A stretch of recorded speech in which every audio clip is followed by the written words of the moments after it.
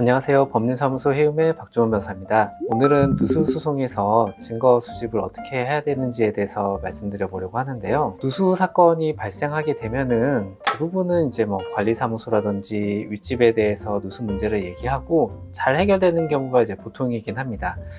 그런데 어느 순간부터 윗집이나 관리사무소하고 대화가 좀 잘 안 되거나 누수 원인에 대해서 좀 행방이 묘연하게 되면은 소송 절차를 고민하게 되는데, 증거 수집을 어떻게 해놓는 것이 나중에 혹시라도 소송이 될 때 도움이 되는지에 대해서 간단하게 한번 좀 말씀해 보려고 합니다. 사실 누수 사건에서 증거 수집이라는 게 그렇게 어렵지가 않아요. 기본적으로 우리가 다 이제 스마트폰을 가지고 있기 때문에 사진이나 동영상 자료로 누수 피해 부분이나 물이 나오는 것들, 이런 것들을 잘 찍어 놓으면은 대부분의 증거 수집은 이미 끝났다고 보는 것이 맞는 것 같아요. 그런데 이제 제가 누수 사건을 많이 진행하다 보니까 경우에 따라서는 요 증거 수집을 조금만 잘 해놨으면 좋았을 텐데 아쉬웠던 경험들이 있기 때문에 그 경험들에 비추어서 우리 당사자분들께서 조금 더 고민해서 증거 수집을 할 수 있는 방법을 소개 한번 해드리고 싶어서 영상을 찍게 되었습니다. 먼저 이제 아까 말씀드린 것처럼 누수 피해 부분을 사진이나 동영상 촬영을 하실 건데요. 누수 피해 부분이 잘 보이기 위해서 굉장히 이제 사진을 가까이 찍으시거든요. 피해 부분이 이렇게 잘 보이면 좋겠다, 우리가 이렇게 힘들게 생활한다, 이런 걸 좀 보여주고 싶기 때문에 굉장히 사진을 좀 가깝게 찍으시는 경우들이 있어요. 물론 그렇게 되면 이제 피해 부분이 잘 드러나서 좋기는 한데, 이제 소송을 하는 입장이나 판사가 볼 때는 이 피해 부분이 전체 우리 부동산에서 어느 부분에서 피해가 발생하는 건지 알기가 쉽지가 않습니다. 그래서 이 사진이 대체 어느 부분에 대한 사진이고, 또 여러 피해 부분에 대한 사진들이 막 나오기 때문에 이 사진과 저 사진이 같은 건지 알기가 쉽지는 않거든요. 그래서 사진이나 동영상을 촬영을 할 때 가까이서도 한번 찍어주시고 조금 멀리서도 한번 찍어주시면 좋아요. 멀리서 찍어서 이 피해 부분이 우리 집의 거실의 천장인 건지, 아니면 작은 방의 천장인 건지, 아니면은 현관 복도의 천장인 부분인 건지, 이런 것들이 좀 드러날 수 있도록 하면 제일 좋은 것 같아요. 그래서 가까이서 찍은 사진 한 장, 좀 멀리서 찍은 사진 한 장, 이렇게 준비해 주시면은 소송을 하는 입장에서는 이 피해 부분이 어디 부분이구나, 판사 입장에서도 이 피해 부분이 어디 부분이고 다른 사진들과 좀 구별되는 부분이구나, 이런 것들을 조금 보다 쉽게 알 수 있기도 합니다. 그리고 누수 피해가 발생을 하게 되면 관리사무소마다 좀 업무하는 방법도 좀 다르긴 한데, 보통 이제 민원일지를 작성을 하게 되거든요.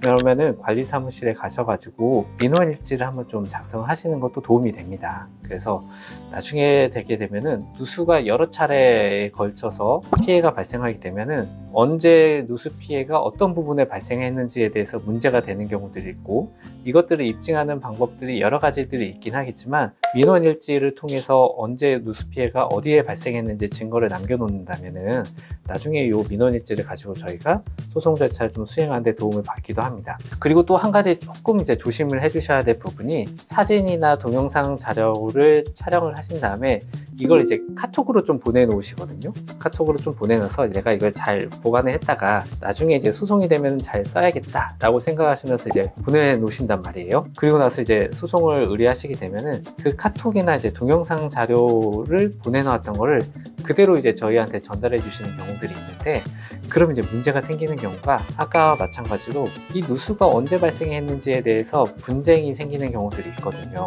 이게 언제 발생했는지가 사건에서 매우 중요한 때가 있습니다. 그렇다면은 보통은 우리가 카메라, 스마트폰으로 사진이나 동영상을 촬영을 하게 되면은 사진 정보에 촬영 일시가 함께 포함이 되어 있습니다. 그래서 그 사진 파일을 그대로만 잘 보관하고 계시면은 우리가 언제 이 사진을 찍었는지 자연스럽게 증명할 수 있는데요. 이걸 이제 카톡이나 이런 곳으로 보내놓고 전달해 주시게 되면은 그 정보가 이제 삭제가 됩니다. 그래서 이제 저희가 이거를 다운로드 받아서 사진 촬영 일시를 확인하게 되면은 다운로드 받은 시점에 정보가 이제 나오게 되거든요.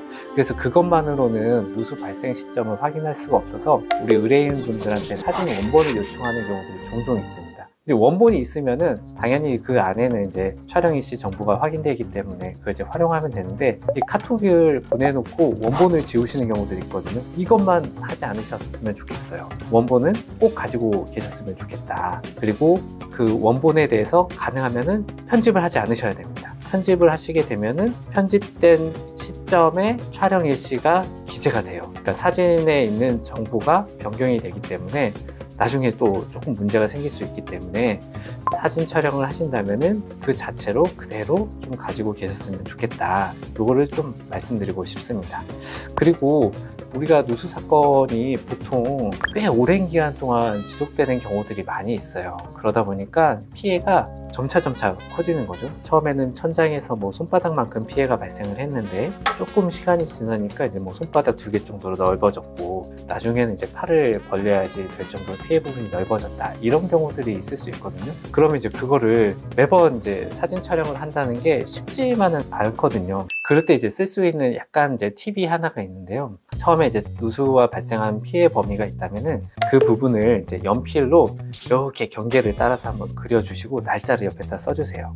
그리고 나서 이제 피해 범위가 더 커졌다 그러면은 또 커진 범위의 경계를 연필로 이렇게 따라가지고 또 이제 경계를 그려주신 다음에 또 날짜를 써주시고, 그 다음에 조금 더 지났더니 이제 피해 범위 또 더 확산이 됐다. 그럼 이제 확산된 부분의 경계를 또 연필로 이렇게 경계를 따라서 그려주시고 날짜를 써주시는 겁니다. 이제 그렇게 하시다 보면은 이게 마치 등고서처럼 점차적으로 누수 피해 범위가 커지는 거를 눈으로 굉장히 쉽게 확인할 수 있거든요. 그리고 나서 이제 소송 직전에 마지막으로 사진 한 장만 딱 찍어 놓으면은, 아, 처음에 누수가 언제부터 이렇게 시작이 되어서 점차 피해 범위가 이렇게 커졌구나, 이런 거를 너무 쉽게 확인할 수 있고, 또 이제 누수가 처음에 발생하는 시점과 피해가 커지는 그런 부분, 이 방향성을 확인을 할 수 있습니다. 그래서 최초 누수 발생 원인지와 누수가 진행된 경과를 한 번에 확인할 수 있어서 나중에 누수 원인을 탐지하거나 감정하는 데 있어서 조금 더 도움을 받을 수 있거든요.